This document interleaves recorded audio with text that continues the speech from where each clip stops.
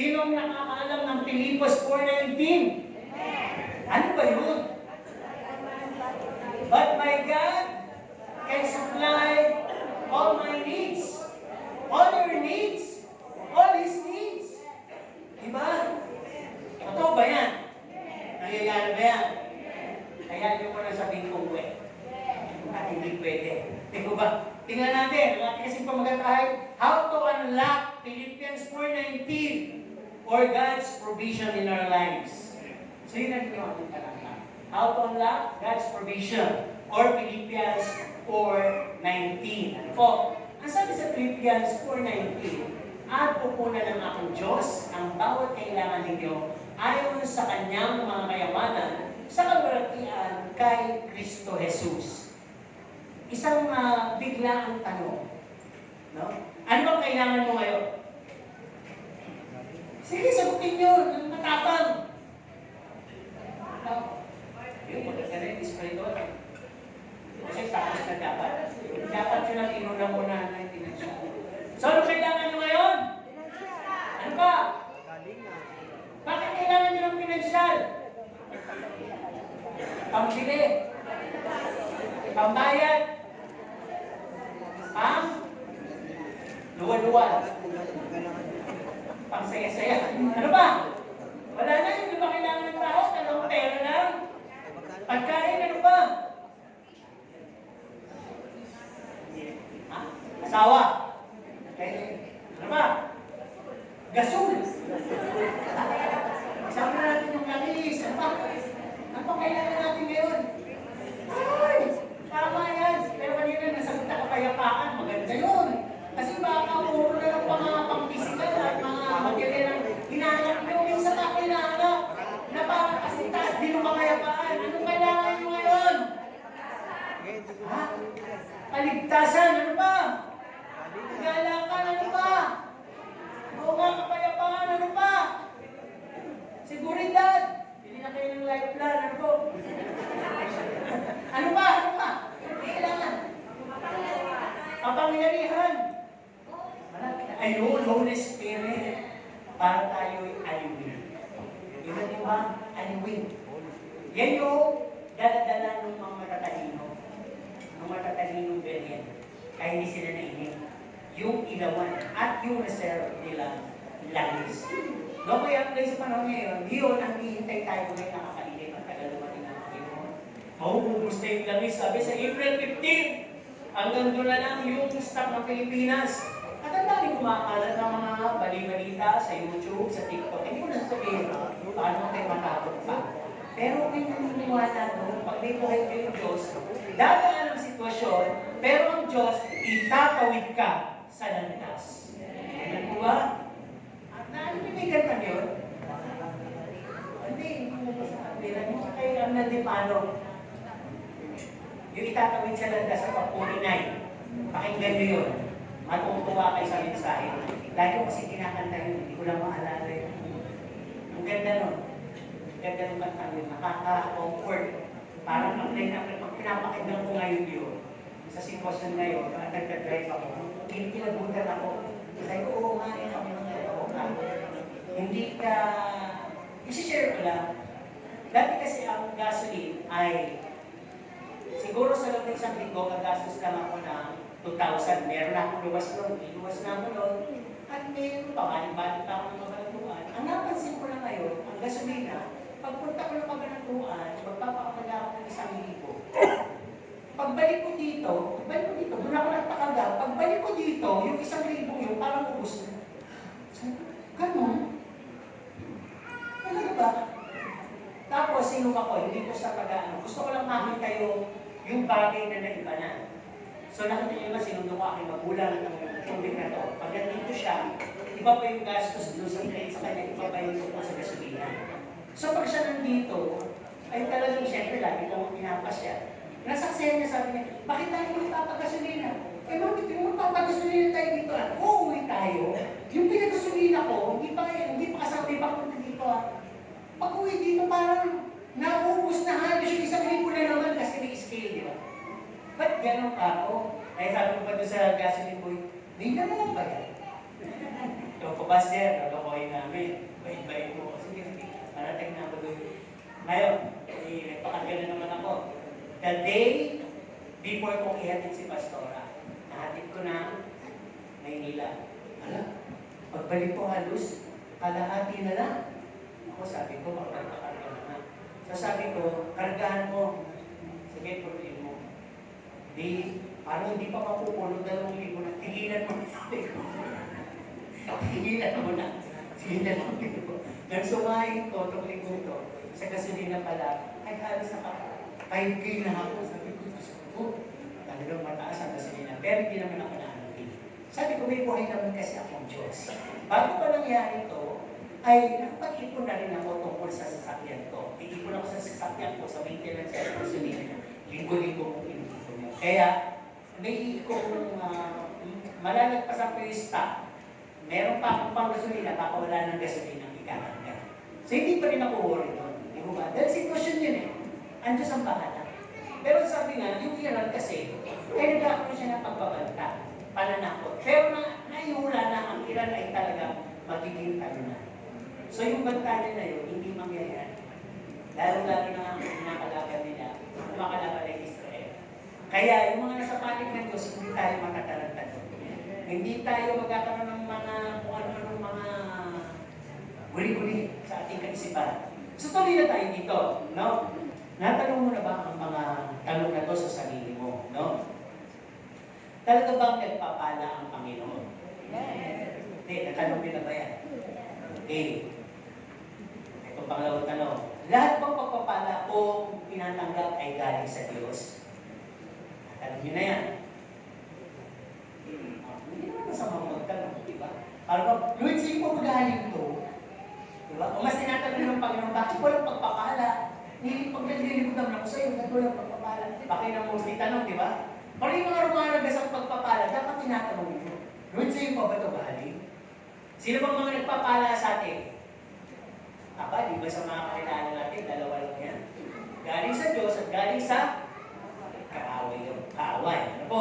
Kaya ito yung mga itong tanong. Ano po sinasagot niyo yan? Kung wala naman kayong mas kaisipan, wala kayong balak sagutin, nagpa-plan na kayo matulog. Go! Ano po? Sa pangatlong tanong ito, bakit kailangan akong pagpalain ng Diyos? Dito ko ano ang sagot. Bakit kailangan ka na pagpalain ng Diyos sa tingin mo? Sino magsasabi? Ay, dapat na. Ano ba, gano'n? Abay, dapat lang. Dahil ikaw ay? Uy, ang galing na ako. Ano ba? Dahil ikaw ay?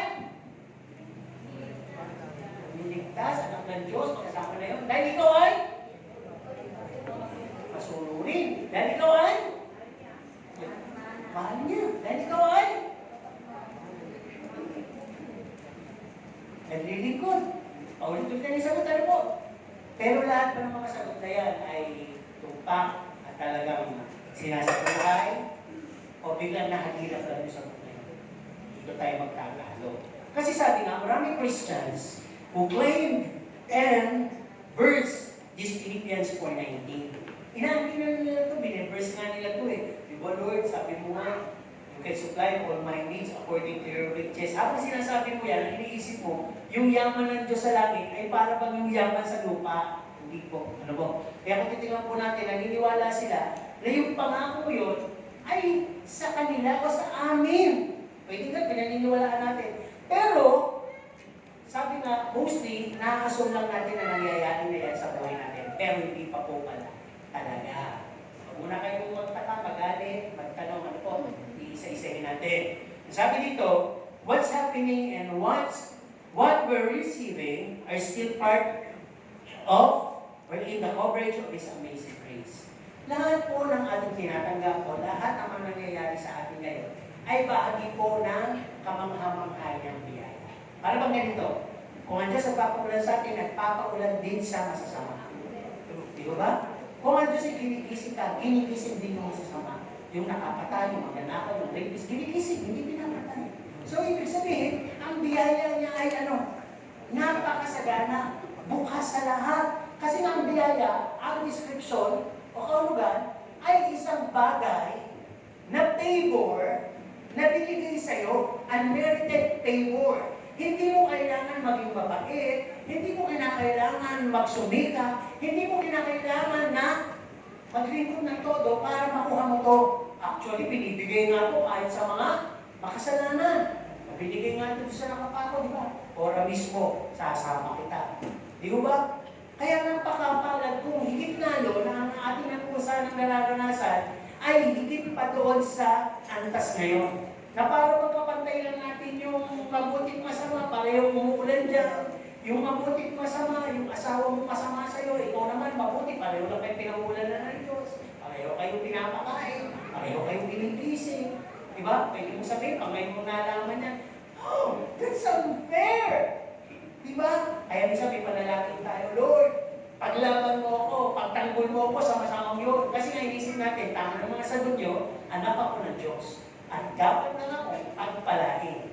Part of biyaya mo yun. Kaya sabi nga dito, His grace is for all. Kaya pwede natin sabihin o i-claim, siya na pagkakala, siya binibigyan ng buhay, siya binibigyan ng kalakasan, siya binibigyan ng pabor, sana all. Totoo yun. Sa biyaya, sana all. Lahat. Meron. May pag-asa. Kaya titingnan po natin, because His grace abounds while we were yet sinners. Hindi pa nga tayo kumikilala. Kasalanan pa lang tayo eh. At Diyos namatay na para sa atin. Hindi sinabi ng Diyos, magiging mabuti ka ba? O magiging mabuti ka, sige, handa ako magpapako sa krus at mamatay sa'yo. Wala pang ganun. Hindi man nagiging ng tao, wala pa sa isip ng tao magsisi, makasalanan siya nabubuhay, ang Diyos na muna nang mamatay sa krus para sa kanyang katubusan. At yung biyayang tinanggap ng iba, tinanggap natin yung iba, hindi pa rin tinatanggap hanggang ngayon, namatay na sila. Walang bahala nila yung biyaya. At sa mga susunod pang henerasyon, yung biyaya na yan ay hindi mauubos. Kaya yung sinasabi ko, napakalawak ng biyaya ng Panginoon. Ito'y bukas sa ating mabubuti, bukas pa rin sa makasalanan, sa mga dinaniniwala, sa mga karnal. Alam ba ninyo, ang biyaya, sabi nga ay may daan ng grace. May paanyaya ng grace. May kaloob ng grace. At malawak ang sakop ng biyaya ito. Patuloy ito hanggang sa masusunod na salit-salit lahi. No? Kung isipin nyo, meron tayong buhay. Nagigising tayo sa umaga, meron tayong kagalingan na tatanggap sa ating mga karamdaman, meron tayong proteksyon sa ating mga paglakad, meron tayong ginagawang katakain, kadainom na natatanggap, meron tayong araw, may gabi, may pangyayari, may pagsubok, may mga kalutasan din naman. Dahil na, tayo ay busog sa pagpapala. Ano po? Kahit na tayo ay mga medyo pasaway at tayo ay mga hindi lubusang naglilikod at tatapat sa Panginoon, may biyaya na kasi. Ano po? Sako pa rin ang biyaya. No? So ngayon po, ka pa din. Minsan namumuntik kang mamatay. Hindi ka naman nagtatapat. No? Wala kang pag-ibig sa kapwa mo.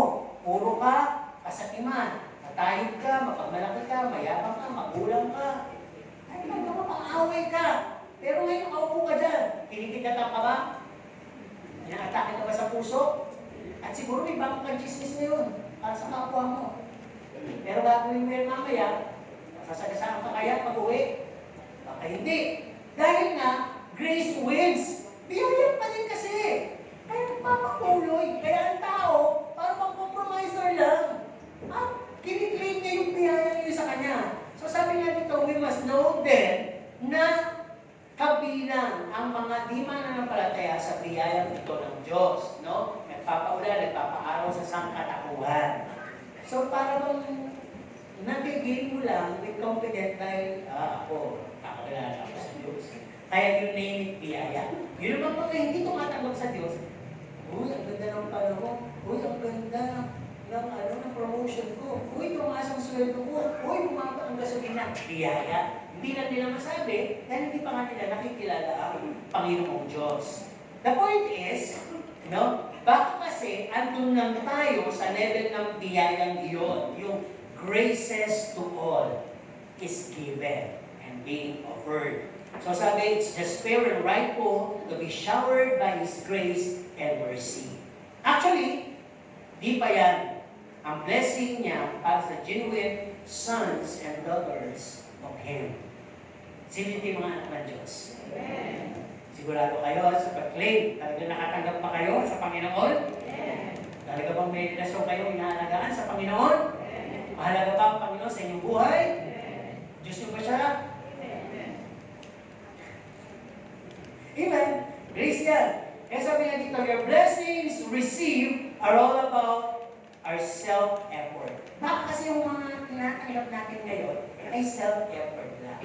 Bigyan natin ang paapyaw. Nasasabi mo na pagpapala, ako natin, tayo, dahil meron tayong magandang napag-aralan, nagkaroon tayo ng magandang trabaho, at ngayon, sumisulat tayo ng maganda. At nakakaipon tayo.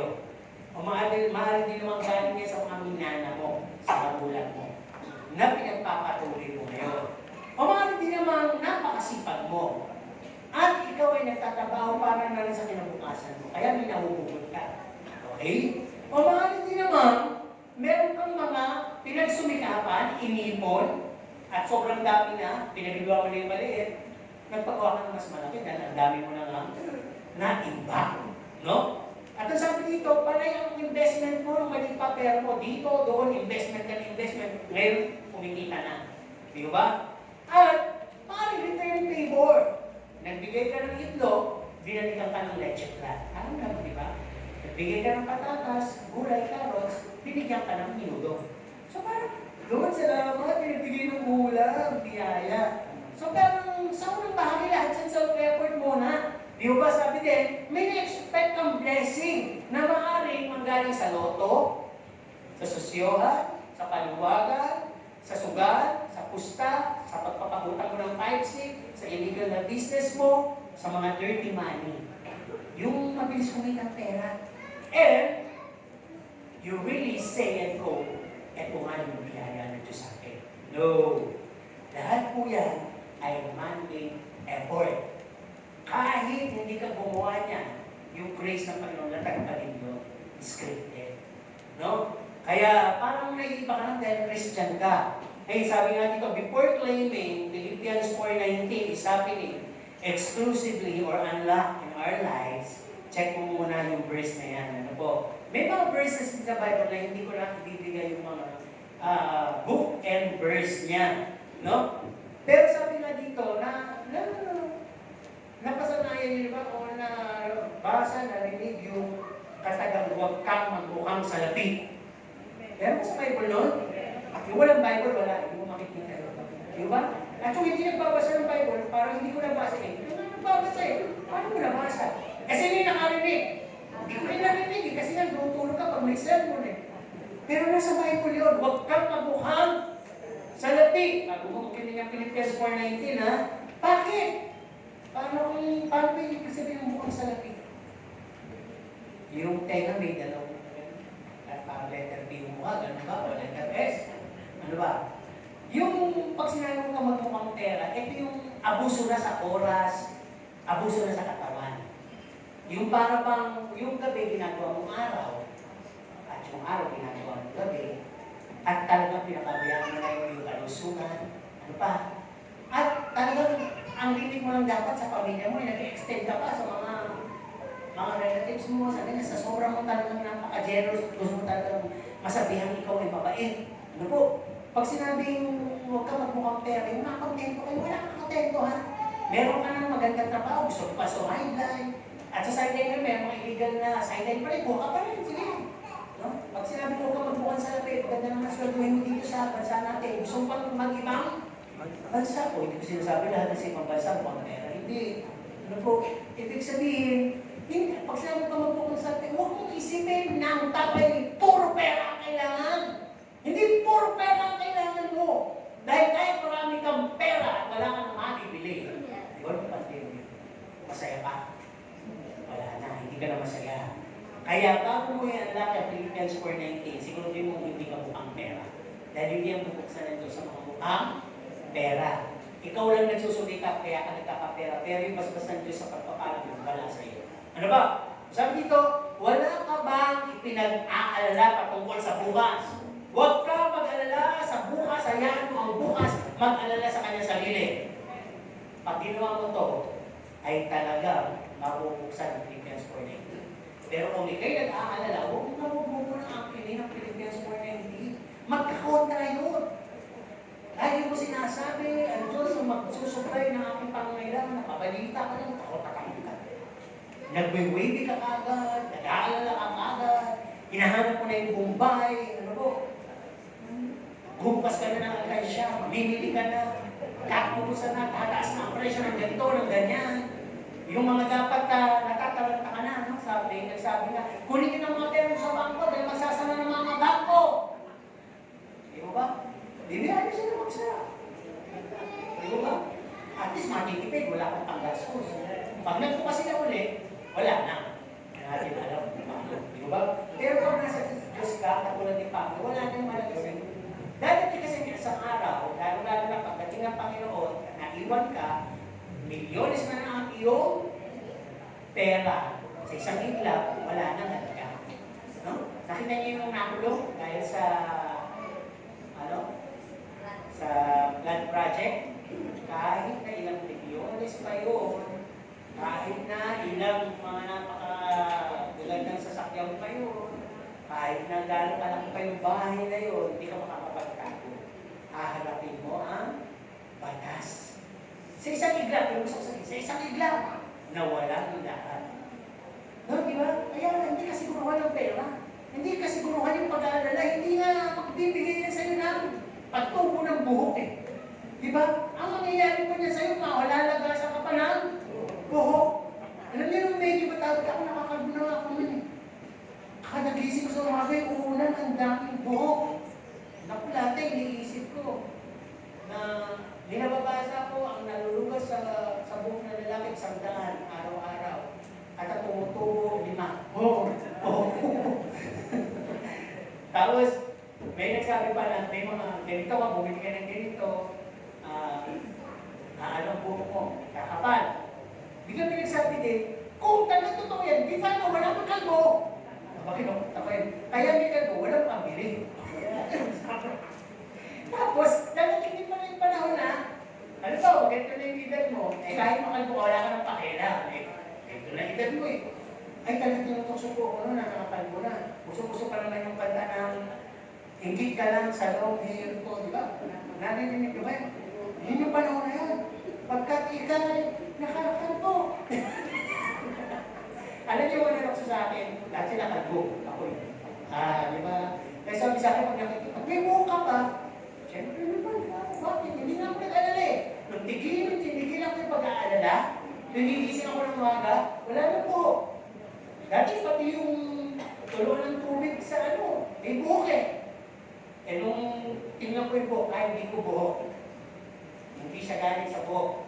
Di ba? Ibang buhok. Pwede mahabang buhok, o pwede buhok ng hayop. Ay naman tawag. Then may matik na pupunta sa siyasin, mga pusa natin. Yun ibig ko sabihin, pag nawalan ka ng pag-aalala, wala nang mawawala, wala nang malulugas. Ganun din sa pera. Pag nawalan ka na ng pag-aalala sa pera, huwag kayo mag-alala sa pera, mawawalan ka na ng interest sa pera. Uy, sino gusto ng pera? Okay, kasi pananampalataya natin, hindi pa tumataas, di ba? Okay, gusto ko natin ng pera. Kaya huwag mo yung pag-alala, sabi dito. Huwag mo angkinan ng Philippians 4:19 kapag ikaw ay ipabukas na maubusan, mabawasan, matapyasan, malagasan ng pagpapala. Meron ba tayong halimbawa sa Bible na ito? Lalong-lalo na kung pinaghirapan mo yun. Sabi nung binata, nagawa ko ng lahat, nagmamapon. Naging mabait ako sa aking magulang. No? Pero sabi ng Panginoon, ano ba dapat kong gawin, Panginoon, para makasunod sa iyo? Nagawa ko ng lahat eh. Ano sabi ng Panginoon? Lahat yung kayamanan mo, ibenta mo at ipamudmod mo. Ano sabi ng binatang ito? Namudla, nangitim, namula, muntik pang mahimatay, at dahan umalik. Siguro sabi niya, siguro sabi niya, bakit ganun? Ako naghirap, tapos pamumudmod ko sa mga walang pinaghirapan na yan. Ano kayo, swerte? Hindi niya nakita yung Philippians 4:19. Hindi niya nakita yung andiyo sa magiging kapalit nyo. Buhay na ba lang ang magiging kapalit nyo? Hindi mo na kailangan niya. Gusto pa na sumunod sa akin eh.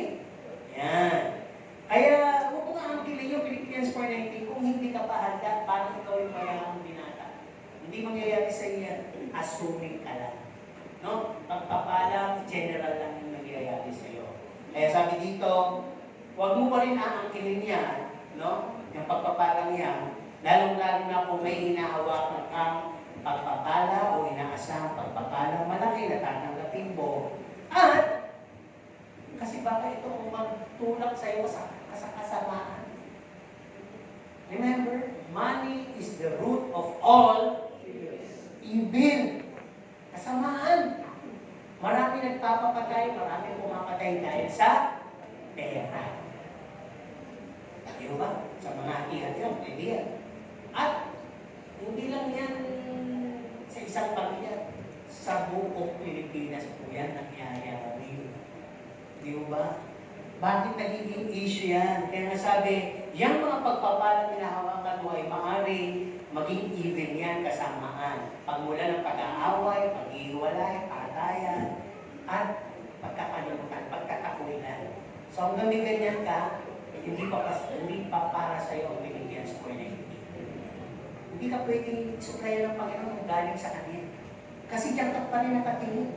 Hindi. Kaya assuming lang lahat. Ano po?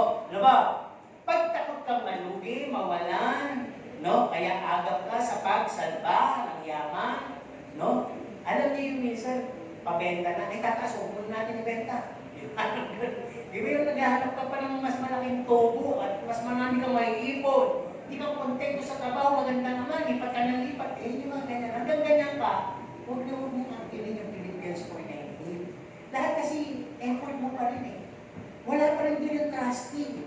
At lahat ng kilos mo, baka walang panalangin, walang gabay para magkaroon ka ng magandang desisyon. Kaya paano yung pagkakalog ng Panginoon? Yung lahat niyang kayamanan sa langit upang ikaw ay provide. Kung ikaw pa rin ay maaaring may ganong hinahawakan, may ganong ugali, at may mga ganitong mga pangyayari sa buhay mo. Kaya sabi dito, hinanap mo ba muna ang Diyos, ang kanyang katuwiran, bago ka nagpasya? Hinanap mo ba? So kung hindi, forget Philippians 4:19. It's not worth it for you. Hindi yan sa'yo. Ikaw pa rin ang humahanap ng pagpapala para sa'yo. At ang sabi dito, katlong bahagi, your Philippians 4:19, sino yung nagme-memory verse na ito? Ulit. Ayan ha. Siyempre, nag-amen kayo, kaya tatamaan kayo. Sabi dito, yung Filipos 4:19 mo ay isa lamang o para bang as good as personal keychain, bookmark, memory verse, and favorite verse among the promises of God found in the Bible. And that is your faithless declaration in times of need. Ayun pala. Yung Philippians 4:19 mo, ay para lang siyang display o palamutin. Sino may makikita sa ba? Parang ganun lang. Remind ka lang, Philippians 4:19, akin yan. Yung nangako ang Diyos yan. O para pang bookmark. Para pang sa Bible mo yung nakaipit, para madali mong buksan. O para pang memory verse. Mga bata ka po, nag-graduate, ang galing mag-memory verse. Pero yung memory verse na yun, katulad ko, nung bata, may memory verse hanggang ngayon, dito ko lang naunawaan na tama nga, bata ko pang sabihin yung memory verse, paglaki niya, maiintindihan niya. Di ba? Kaya sabi dito, maaaring dinideklara mo yan, pero faithless declaration lang.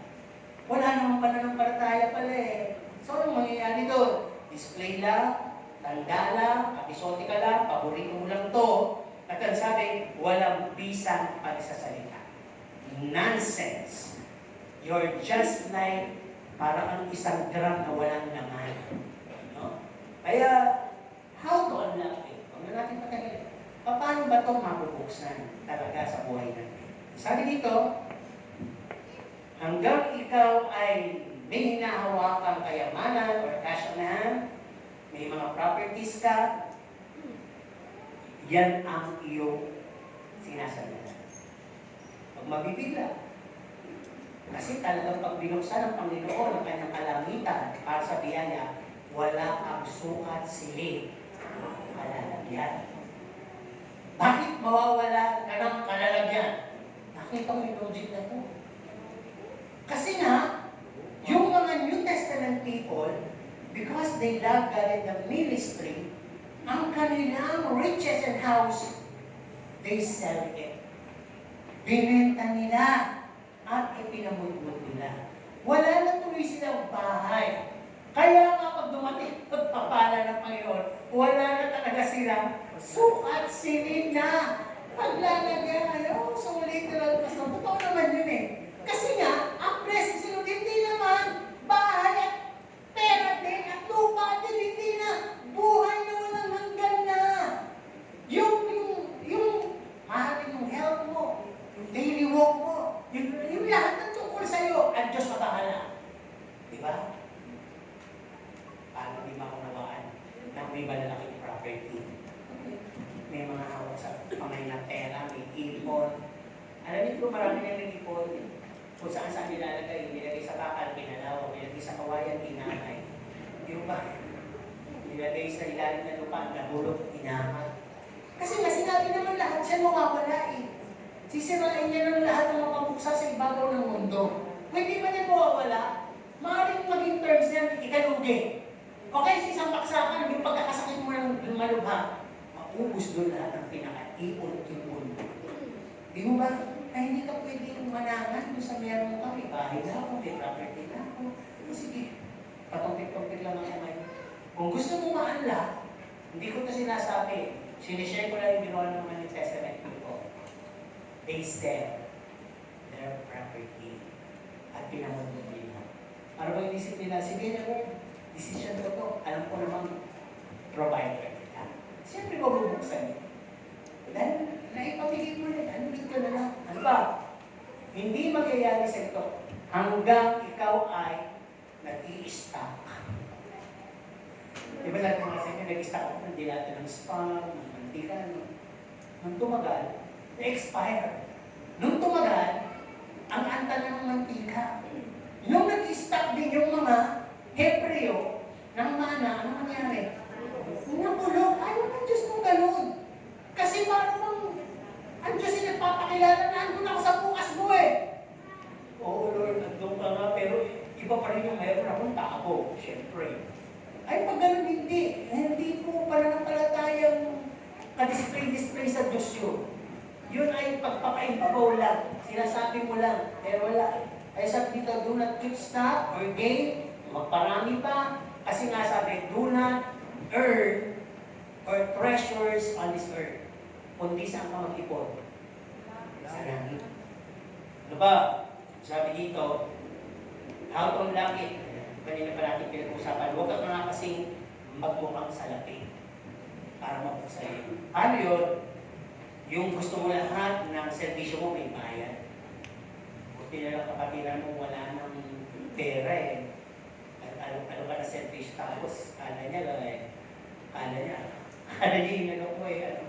Kawang-gawa, biglang mo matapos eh. Sis, linisin mo ngayon makukulit mo. Wala akong magawa sa buwan eh. Talaga ba? Sige, linisin mo. Nung matapos eh. Sis, 1.5. Parang, makuha ako eh. Sabi, punta ka nga sa bahay, utusan kitang pamalitin. Namalitin, nagbigay ko pamalitin. Basta pa, bahala ka na pamalitin. Sis, ito na, nakapamalitin na ako. Sige, bye-bye. Bibigyan ako ito kung naluto ko naman. Anong bibigyan? Kaya, masaya ako. Magkano? 300. Ako, hindi na kilala kasi akong ganong tao eh. Sa church, hindi dito. Magpapalakad ka ng SS, magpapalakad ka sa... Naglalakad siya, pero sasabihin niya kada ng presyo sa'yo. Hindi talaga, walang atas.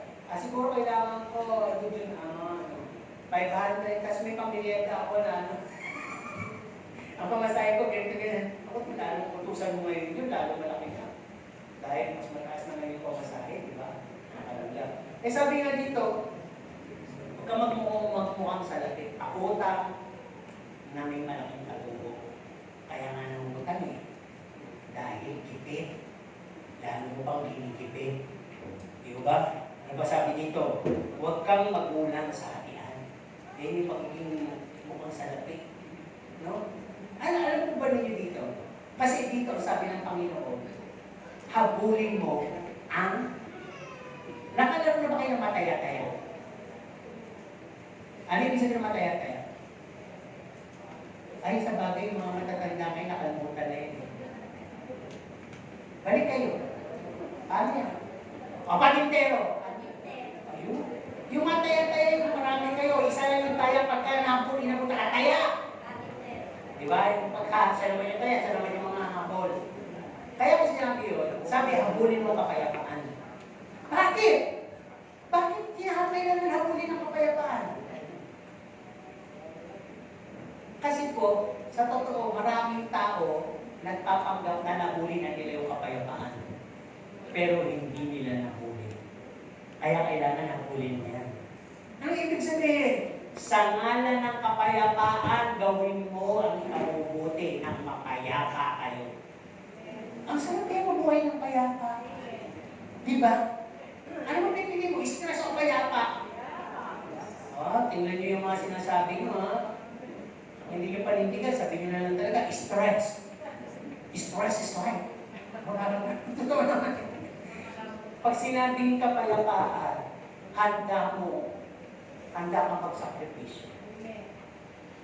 Kaya nga si Jesus Christ, Lord of Peace, handa siya magsakripisyo para sa lahat. Binigay niya kanyang buhay. Sabi niya, nagpakadukha siya para yumakan tayo. Kung tayo yung followers of Christ, dapat isa na yun sa mga motivation sa buhay natin. Abulin natin yung kapayapaan. Di ba sabi ko nga sa inyo, sabi ko rin sa mga kapatid ko doon, kasi hindi pa man, meron na ako narinig, meron na ganyan. Wala pa nga, hindi naman din ganun palaking paghahatian, may ganun pa. Ano sabi ko sa kanila? Meron po yung mami ko. Kung tungkol lang dyan, at magkakagulo kayo, yung akin bibigay ko na lang sa inyo. Hindi! Sabi naman ko, mami ko, nakikipaglaw. Basta pinigay ko yan sa'yo. Hindi kasi ayaw ko ganun gulo-gulo eh. Kasi kung dahil nandiyan, tapos maghihiwalay pa tayo, wala ka na mami, tapos maghihiwalay kami. Huwag na lang. Diba? Dahil ginagawa ko, italo ko pa dito yung adapted namin. Gawin nila sabi. Basta ako, kung magiging pagulo ng ang inyong hatian dahil sa akin, huwag nyo na rin ako bigyan. Binigyan na rin siya tuloy na Diyos magandang buhay. Nasa Canada na siya. Diba? Parang ganun eh. Pag nilet go mo, doon ka pa lang. Bibigyan ng Philippians 4:19. Pero hanggang hindi mo inahabol ng kapayapaan, pwedeng makuha mo yung gusto mo. Pero you will gonna live all the days of your lives in full 100% anxiety. Ganyan yung nangyari kay Jacob, nakuha niya eh, pagkapanganay. May pakinabang yun eh, may blessing yun eh. Dinaya niya. Pero pag huli, nahanap niya na, Diyos, gusto ko nang humingi ng tawad sa kapatid ko sa Esau. Nakuha niya ba agad? Nakipaglaban siya, nakuha lang niya kapayapaan. Hindi na ibig sabihin, change, peace. Kung sa pagpaparaya mo, eh magkakaroon ng kapanagalan at magkakaroon ng tinatawag na solusyon para mapayapa kayo, gawin mo. Huwag ka na doon sa puntong, ay, makakarami para akong dinaya. Pagpalagay natin, gano'n ha. At nagparaya ka, at halos pantay kayo, sa ngalan ng kapayapaan. Pwedeng inisip mo ng kapag-garubyado sa'yo, makubos lahat yung kanila. Pero dahil nagparaya ka, yung sa'yo, dumami pa. Ganun ang Diyos. Kasi yung Philippians 4:19, mangyayari yun. Diba? Pwede malaki makuha mo sila, maliit makuha, maliit makuha mo sila. Kung sino man yung unang agabyado, malaki man makuha mo, mawawala yan kasama ang buhay mo. Pwede sakit, kapatid. Pero yung konti ang nakuha dahil pumayag ka dahil sa ngalan ng kapayapaan, ang Diyos bahala sa'yo. Nakabigyan ka ng karunungan, magkaroon ka ng business, yumaman ka ng doble, triple. Dahil sa ngalan nga ng kapayapaan, dahil ang kapayapaan ito, ang mapakap sa'yo, ang Prince of Peace, si Jesus Christ. Kaya sabi, habulin ko. Habulin mo si Jesus Christ! Habulin yung maging katulad mo si Kristo! Na kahit ng lugi at pinagpapalo, pinatay, pag-ibig pa rin ang pinakita. Ganun si Kristo eh, di ba? Kaya nga sabi, dito, sabi, pagka ikaw ay hindi na magmumukul sa lapik at talaga dadating sa iyo yung bagay na nawalan ka ng tangan, nawalan ka ng lahat, ang Diyos na babakap sa iyo, kikilos na ang Diyos noon. Hindi pwedeng hindi. Pero pagka nagmumukul sa lapik ka pa rin, ang dadating sa iyo, pagbebenta ng tangan. Di ba? Ayun yung nangyari sa mga politika, di ba? Hindi kala nila, hindi mabubuksan yung mga ginawa nila. No? Pag-betray ng kapwa, pwedeng gawin mo to sa Amerika. Pag nakahuli ka ng mga illegal aliens doon, yung mga nagtatakong-tago, ay meron daw presyo pa rin. Gagawin mo isang babayan mo, magkapera ka. Ganun yung nagmumukan sa lapi, di ba? May mga betrayal. At ang sabi dito, mag-overtime to the max ka, kahit hindi na kaya ng katawan mo. No? Kaya pag ganyan yung mangyayari, o nagiging sin, nagtutulog, nasa social media ka, magkaroon ka naman marami na mga pera. Kaya natutulog, napapabayaan mo yung sarili mo, lahat yan! Hindi maanap ang Philippines 419 pag yun pa rin ang inaasahan nyo. Di ba? Ano pa? Ang sabi dito, kapag wala nang halaga sa'yo, kundi pera, kahit magkagulo-gulo kayo, magpatigasan kayo sa kayo mo, mamatay na. Pare-pareho kayong matataas ang ihi. Ano mangyayari sa inyo? Sige, sumagot kayo. Hindi may mangyayari pag pataasan kayo ng ihi. Sige, ano mangyayari? Papami kayo pa rin.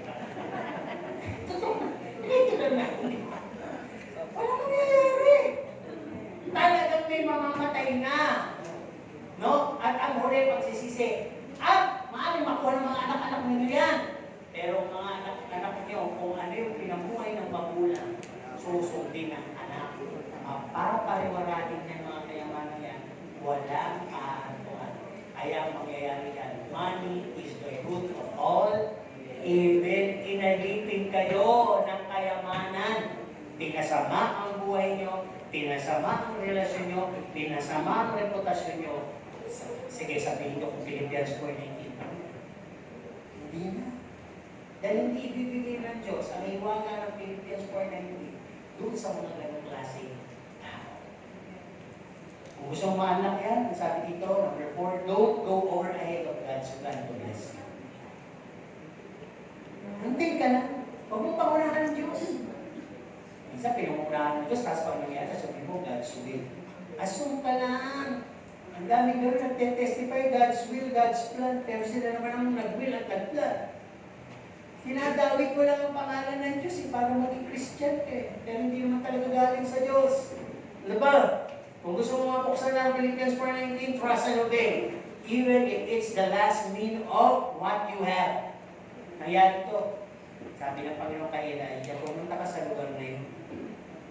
May makikita kang babae tao. May anak. May sabihin, namatay na yung asawa siguro. At doon ka humingi ng pagkain. Alam mo na Diyos, gusto ka nila Diyos magpalain ng babae. Ano yung sabi ng babae? Sinabi niya, pakainin mo ako, sabi niya sa magandang babae. Ako'y nagugutom, ako'y propeta ng Diyos. At pag ako'y pinakain mo, hindi ka mauubusan. Ano yung sabi mo na ng babae sa una? Ito na yung huling kain namin, pagtapos ito, hindi na namin alam kung saan kami pupunutin. Mamamatay na kami. Pero sumunod trust and obey. Hanggang nakatira si Elijah sa kanila. Ano po? Yung babae, alam, may kinakain. May instant pang namatay yung anak. Pero nung pinanalaki, nabuhay. Diba? Pinakita ng Panginoon yung pagtitiwala at pagsunod. Ano ba? Kinakailangan mangyari din sa atin yung broken and spilled out. Ano ibig sabihin? Kung ikaw ay may mahalagang pabango, yung mahal na pabango, sa'yo dito yung may mahal na pabango. Sige, yung Johnson's perfume. Sinibig ka naman yung blue, pink. Sinibig ka naman. Wala rin. Wala talaga yung pabango. Sardinas. Pero makikita ba kayo? Ibig sabihin, di ba? Sino ba? Sino yung nagpapabango? Taas yung kamay kasi may tatanungin ako. Jimmy, ano pabango mo? Chocolate. Basahin natin. Basahin. Alam mo, hindi mo dinala. Sino may dalang pabango? Kasi kailangan ko mag-example Babasahin mo dito. Ayaw ni Matawala. Hindi yung naka-plastic, yung bote. Hindi, yung bote. Ano pabango yan? Night. Basahin natin. Ha? Hindi, baka may tamaan Pagabot pa natin yung mata. Actually, kaya ko sinabi yun. Sino ba yung nagbasa? Nagbuhos ng kanyang pabango na sagana sa paa ni Kristo. Si Maria. Nandito itong mapagpayang babaw na si Judas. May motibo. Kaya sa binuhos mo dyan at nasayang. Sana binenta mo na lang at pinamigay mo sa... Di ba kanina natin tayo sasabi, benta mo yung bahay mo, pamigay mo sa mahirap. Narinig nila yun eh. Kaya tumatay. Pero iba pinag-usapan dito, sabi ni Kristo, hayaan mo siya. Sapagkat ako'y sandali mo lang kasama. Pero binigay niya lahat. Di ba? Ganun din naman si Kristo eh. Binigay mo kanyang lahat. Iniwan yung kalangitan. He was broken and still down. Lumanak ang dugo na talaga. Para lang sa kabutihan. Ngayon, yung mamahaling pabango na yun, ginamit pa ni Mali. Ang ibig kasi sabihin nun, offering and worship. Bibigay kong lahat sa pagsambay, pag-aalay sa ating Panginoon na nagbigay sa akin ng bagong buhay na kalayaan. Tiwala. Yun eh. Pag talagang kilala mo ang Diyos, lahat ng hawak mo sa paligid mo kahit gano'ng alaga, basura na lang. Kung yan ay hindi man basura, iaalay mo lahat sa Diyos para hindi maging basura. Pero si Pablo, di ba, taas ng kanya, antas sa pananampalataya, lahat ng naging kapakinabangan ko, lahat ng pwedeng pagyabang ko, lahat ng natapos ko, lahat ng nagawa ko, binabasura ko ng lahat, alang-alang sa pagsunod ko kay Kristo. Kaya lang naman yung mga nasa langit. Diba kaya nga yan natala para gayahin natin. Huwag tayo bumukod ng sarili nating paninindigan. Diba? Kaya, nasabi dito number 8 pa rin. No? Pag gusto mong ma-unlock sa'yo ang Philippians 4:19, go by His way and not our way. No? Go by His thought and not our thoughts. Tandaan nyo lagi yung sinasabi ko, but my God can supply all my needs. Ang iniisip mo kasi doon, all my pera, bahay, kotse, asawa, trabaho, bonus. Hindi po. Pag sinasabing needs, ano po bang kailangan ko? Tinanong ko kayo kanina. Diba? Lahat na sinabi nyo, nung una ay pangmundo, nakikita nyo. Pero yun po yung pangmundo, wala sa langit. Walang token sa langit, walang pera sa langit. Ang ginto nga ito, yung daanan. Katapakan mo lang. Ang mga brilyante doon, nakapakat mo sa bato, nakapundok na sa parang pintuan. Samantala niya, malitay bato mo, may kiyonis na bigyan alaga. Kaya ko ika-interesado sa mga ganun. Hindi ka pwede mo malito. Tama mo yan, kakaitin mo. Diba? Pagawa mo pang tendan. Hindi yun. Hindi yun ibigay sa'yo na Diyos pag gano'n mga interest mo. Kaya dito magyayari din na maa-unlock ang Philippians 4:19 totally. Natutuwa kami mag-asawa eh. Hindi kami nag-aalala sa bukas. Nag-aalala kami ngayon lalo na sa mga provisions, sa mga pagkain, mapapanis. Kasi nga sa dami na nagbibigay. Kaya minsan, subukan ko na ito, nasisira lang. Dali mo na lang ito sa shop. Hanggang paggabi, ito pinagpako ko eh. Ang dami na nagtira pagkain. Araw na ba pagbibigyan? Pinabigyan namin. Kahit alam kung sino yan, bigyan ko. Diba? Kasi kaysa magpulong niya sa kasino. Tapos, mangyayari sa'yo, kahit crisis, nag-iipit ang maraming tao sa pera, sa paggastos. Pero may willing mag-bless kayo. Kahit gano'n. At hindi basta gano'n. Hindi ko rin na-mention, baka sabihin, nagyayabang ka.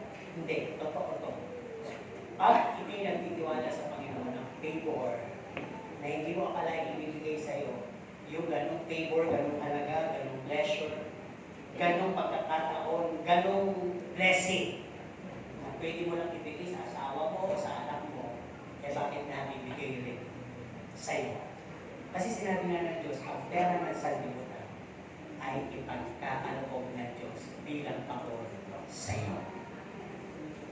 Di mo man makuha sa loob sa mga inaalagaan mo, pero may gagamitin ng Diyos para mapagbahala ka. Kasi nga, sabi ko, ito na kasi yung mga pinanindigan namin mag-asawa. Kaya, nag-aaral kami, pero hindi kami mag-abroad para lang doon. No? Hindi kami mag-aagaling sa mga kariling naniniwala, sa mga inaalagaan. Pero ang Diyos, bahala siya sa akin. Tama? At sabi ko sa asawa ko, yan, katulad mo. Diba? Hindi natin inaasahan yung mga mana.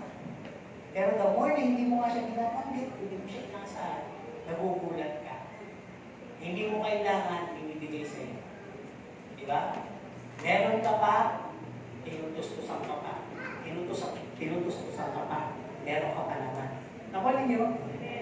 Diba ba? Pero hindi natin pwedeng sabihin lahat. Bakit? Iba isang isip ng tao. Isang issue doon. Pag ito ay tunay na anak ng Diyos. Philippians 4:19 would be real in your lives. Pero ang palitan yan, hindi dadating pera, bahay, kotse, hindi magandang bukas, kundi lahat ng galing sa Diyos. Binagin na rin kayo, kapayapaan, kapangyarihan, needs mo yan.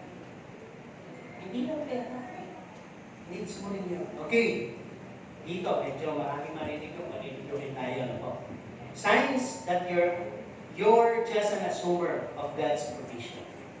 Mga senyales na ikay nagyayabang lang, nag-a-assume lang, parang ka lang magsabi, galing sa Diyos. Pero take under ka pala ng salita ng Diyos. Yung promises niya, misapply mo pala. Di ba bakit? Dito malalaman ang senyales. Pagka may krisis, o nakakaranas ka ng krisis, hindi ka mapalagay. Takot na takot ka. At imbis na magpalakas ka, nagpapahina ka ba sa iba? Hindi mawalan nito sa iyo. Uy, krisis na, no? Pero dapat huwag tayo matakot. Sa Diyos tayo eh. Kasama natin ang Diyos. Di ba? Di ako, kasama natin ang tumaas man ng gasolina, tatakbo pa rin ang kotse ko. Maubos man ang gasolina, ipaparada mo na lang ang kotse ko. Kasama natin ang Diyos. Diba? Bakit kailangan na talagang manatili sa bahay? Mag-fasting, mag-pray. Kasi nakakalimutan na natin kung lang tayo pasya, lakad. Diba? Kaya pinatayagan ng Diyos yan eh. Pero all situation and matters would happen to the peak of crisis. Pero ikaw, hindi crisis. Christ is with you. Hindi crisis. Alam nyo, ito, huwag na huwag yung pabawasan na natin tungkol sa Diyos. At pabawasan na lang ako ng pagdalo. Masusumpa ka ng Diyos. Imbis na mag-spread ka ng kalakasan, testify ka pa, tuloy mga walang idea, gusto maglaki. Pwede naman pala yun.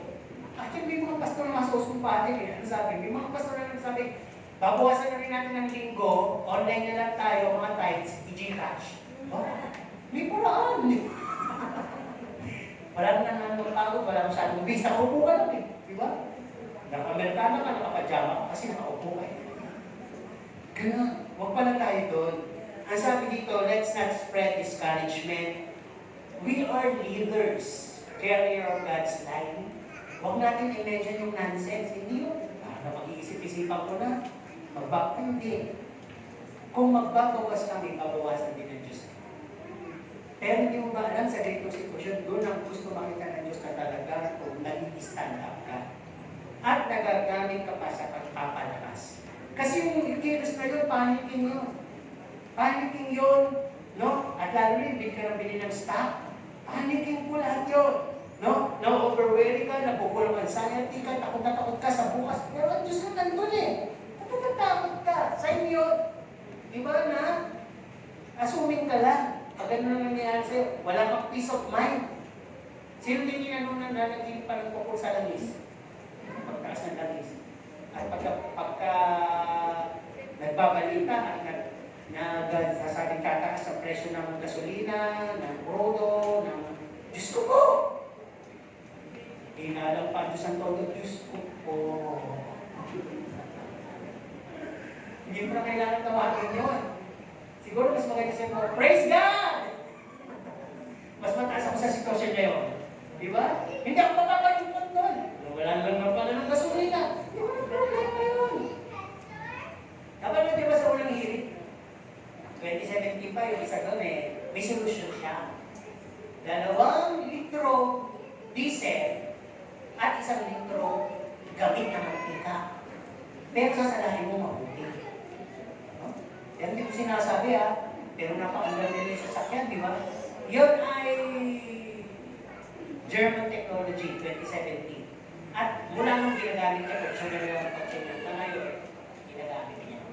Diba? Pinakita talaga. Diba? Pero di mo makikita naman ang mantika. Kaya nasabi, gamit na mantika. Diba? Kaya ibig sabihin, ano man ang solusyon na ng tao, kung hindi sa Diyos galing ang solusyon, mauubos pa rin. Tandaan niyo yan. Mauubos pa rin. At ang sabi din dito, wala ka pa yung peace of mind, ang una mong hinahanap, gobyerno. Ang una mong sinisisi, gobyerno. Masama na lang ba ng gobyerno yung gera sa Iran? Tapos gusto mo mag-solusyon. Gumagawa naman ng solusyon Di ka pa mag-antay. Parang na, kasi na, di ba? May ayuda ng 5,000, hindi pa kakunti. Aba, gusto araw-araw, 5,000. Ano kasi niswerte? Parang naman kami. Yung mga may perindahan mo sa sakyan, wala pa akong ayuda. Tuloy ka na, nagkakaanoan, di ba? Nagkakaitin. Pero iba doon tinanong ano gagawin mo sa 5,000? Ay, bibili na lang ng bigas. Aba, hindi na mamamasada. Nananakot pa, di ba? Baka, nagwewelga pa. Kaya kung tinilang po natin, talaga dadating sa kanyang panahon. Pero, pinapesa ko ng puluwas, ang aga ko nakakabalik, wala pa balik. Wala kasi sasakyan. Di ba? Mataas ang sa'yo ng mga e-bike. Mataas ang sa'yo ng mga bisikleta. Ito, mas malihina daw na suplayan. Pero sabi na dito, pag ikaw ay may makinig ng utang, at katulad ng sermon nung nakaraan linggo, hindi ka na makakaunawa dahil nga sa buhay mo na hindi nasa katwiran ng Diyos. Nakaka. Antayin mo lang, mangal habang buhay ka man. Pero pag may Diyos ka, nagsisimula ka ng pagkatotoo at magbuhay sa Kanya. Sa ating conclusion, sabi dito, gusto mo binanggit ko, doon lang mabubuksan ng Philippians 4:19. Dito, sabi, ang grace kasi ng Diyos ay hindi lang sa mga biyayang natatanggap mo, kundi kalapit nito ang buhay na nababago. Sino dito hinapuan ng biyaya ng Diyos? Lahat tayo. Kahit hindi sumagot. Kahit masalanan kayo. Dumapo na po yung biyaya ng Diyos sa kalumaan. Pero malalaman nyo lang na ang biyaya ay nasa inyo kung nabago ang buhay. Katulad mo kayo usapan natin. Hindi na kayo sakit. Hindi na kayo magagalitin. Hindi na kayo maingitin. Hindi na kayo loud. At ang nakikita sa inyo ay yung ugali ni Kristo. Ayan, ang biyaya ay bukas na bukas sa inyo. At legit nakakabit sa Philippians 4:19. Kasasabi dito, nababago sa iyo mula sa pag-uugali, sa mga pang-inaasahan mo, sa mga pang-inaangkin mo. Lahat yung mababago. Hindi na yung askan ng gali, hindi na inaasahan mong panglupa, hindi na inaangkin mong panlupa. Napapalitan niya ng lahat ng tungkol sa langit, tungkol kay Kristo Jesus. At sabi dito, at si Lord ang magsusupply sa iyo ng lahat ng needs mo para matupad ito. At alam niyo, ano ba ang nasa langit? Pagbigay kayo ng pakiramdam, sabi nila, rest in peace. Kaya ano kaya ang nasa langit? Pag hindi ka nakasagot, wala kang rest in peace. O kapayapaan, ano pa? Wala hanggang pagpupuri. Tama naman yun. Ano ba yung nasa langit? Sa langit. Ano raw? iyak, sabi. Wala nang pagluha. Ano pa? Wala na pagdurusa, wala nang sakit, wala nang gutom, wala nang uhaw. Ano pa? Wala nang paghihirap. Ano pa? Wala nang pag-aalala. Wala nang dilim. Diba? Ano pang wala na doon? Wala nang kompetensya. Wala nang pagmamataasan. No? Wala na yung ako maganda. Siya pare, wala na. Lahat doon maganda. Napuntahan na. Wala na pagsubok. Sapagkat andun si Kristo na siyang lahat na kailangan mo sa buhay mo. Diba? Kaya, gabi na, sermo ko na yung langit na walang Kristo. Tama ba? Alala niyo, gusto mo lang pumunta sa langit. Tanungin natin ito ulit, hindi ko natatandaan sa inyo. Sino gusto pumunta sa langit? Tumayo na. Tumayo na. Para kunin na niyo. Diba? Talaga bang gusto niyo na pumunta sa langit? Hindi, gusto ko yung ayoko yung sagot ng mga arte. Yes. So, mga response niya eh. Ako, yung tanong, sino gusto mo sa langit? Yes. Hindi niya nung gusto ko yung sigurado. Yung ayaw, umupo muna. May part 2 tayo ng sermon, no? Pero yung gusto pumunta sa langit, maratiling nakatayo, at may paraan si Lord para kunin kayo. Okay, ako tatanungin ito. Sino gusto pumunta sa langit? Pero hindi ko inakuha sa lakas ng sigawan. Yung confident lang na talagang, upo muna. Kala nila tapos. Ito tapos yung balaman. Kasi katatapusan ng concept natin, kaya naman ako dito. Amen? Kaya kung ibig ko sabihin, wala kang ibang dapat naisip kailangan ng kundi si Kristo. Tawag ko ba? Si Kristo. Siya ang kasamahan. Amen? Let ko lang isipin mo. Sa buhay mo, ano kaya ang pwedeng pinangahawakan mo na magpapawala kay Kristo sa iyo? At pag sinabi kasi kay Kristo ka, sa langit ka na dadalhin. Bakit kaya isang araw ay pwedeng hindi ka na maisama sa langit?